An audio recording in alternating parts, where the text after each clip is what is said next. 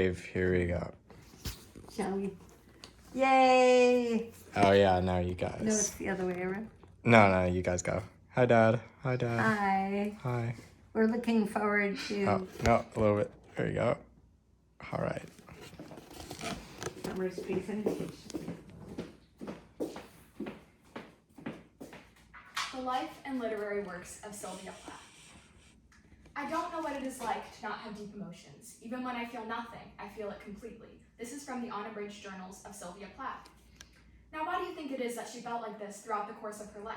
This is what we will detail today in this presentation. And at the end of this speech, you will be able to recall information about Plath based on her life, her literary works, and the impact it had on society and literature in the future. This is applicable to modern society because it basically is important for people to realize the impact mental illness has on literature and then literature in turn on society. So Sylvia Plath did struggle with mental illness throughout her life, and this in turn had her write confessional literature as maybe a form of therapy, which could be speculation, and this impacted future writers and also society. Now, in order to ensure that the information in this speech is accurate, I have pulled from academic and peer-reviewed sources, which you will see me cite. So today we're going to be talking about the life and death of Plath, her mental illnesses, her literary works, the impact she had on future literature, and also the romanticization of her life and her literature as well. So first we'll begin with the life and death of Sylvia Plath. She was born on October 27th in 1932, to Aurelia and Otto Plath. And unfortunately, her father did die when she was only 8 years old due to diabetes. This kind of really impacted her as a small child and into her adulthood greatly and negatively. She also had a very complex relationship with her mother, which kind of seemed tense, but outwardly was pretty civil. And throughout her childhood, she had an integral attraction to poetry and began journaling at the age of 11, also writing poetry that she would later publish, which leads us to her young adulthood, where she attended Smith College and met Ted Hughes, which was a fellow poet, and she ended up marrying him.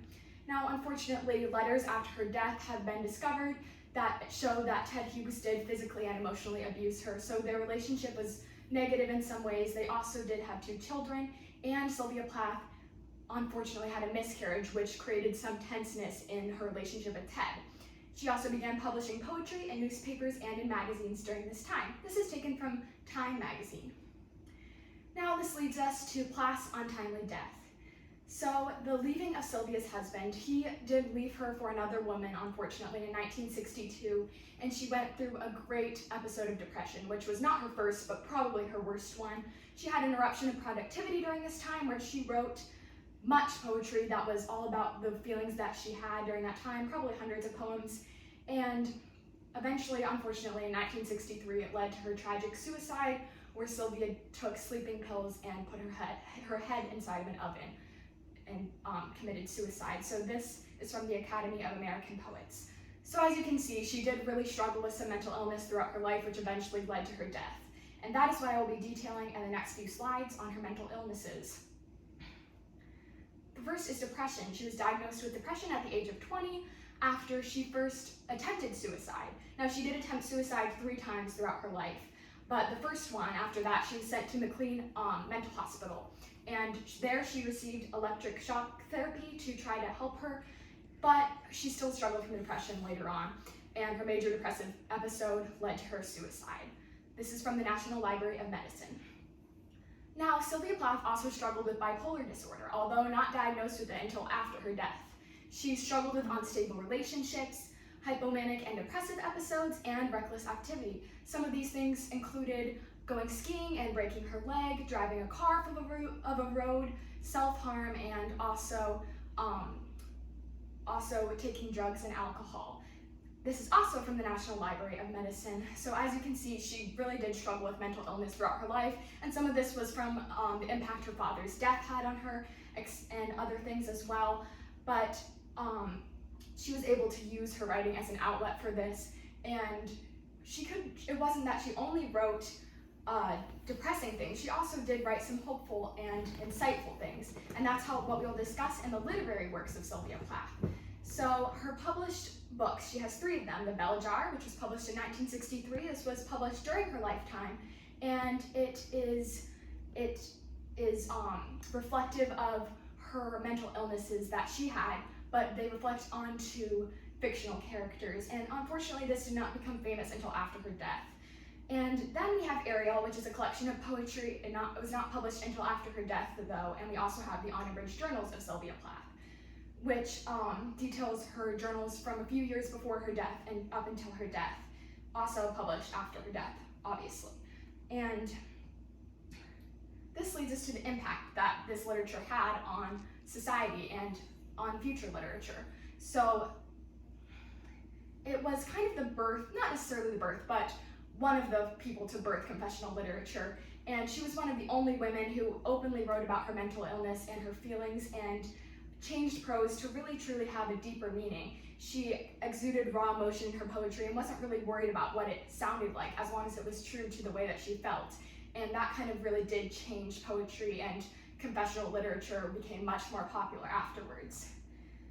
However, her works were also romanticized, which happened in the 21st century over social media. And this was because she was often mentioned lightheartedly in media. For example, in Gilmore Girls, Rory Gilmore is shown reading Sylvia Plath multiple times, and although there's nothing objectively wrong with that, Rory Gilmore was someone that a lot of young girls looked up to, and she was aestheticized, so she was therefore aestheticizing Sylvia's work.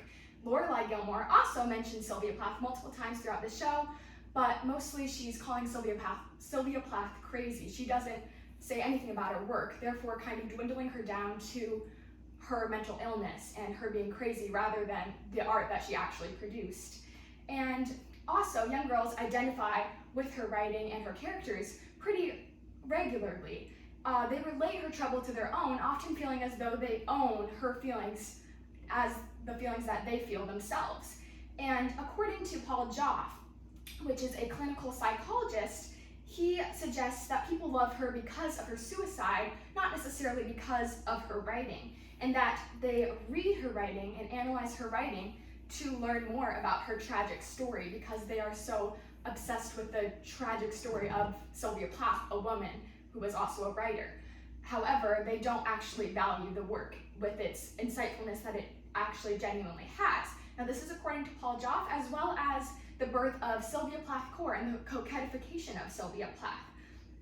And this is kind of young girls calling themselves Sylvia Plath Core because of what mental illness or trouble they might have in their own lives, and romanticizing it.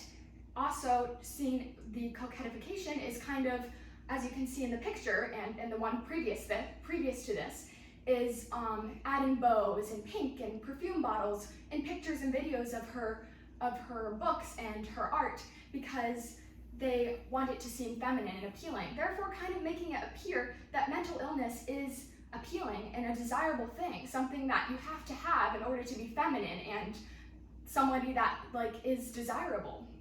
And this is according to Psychology Today and American Psychological Association.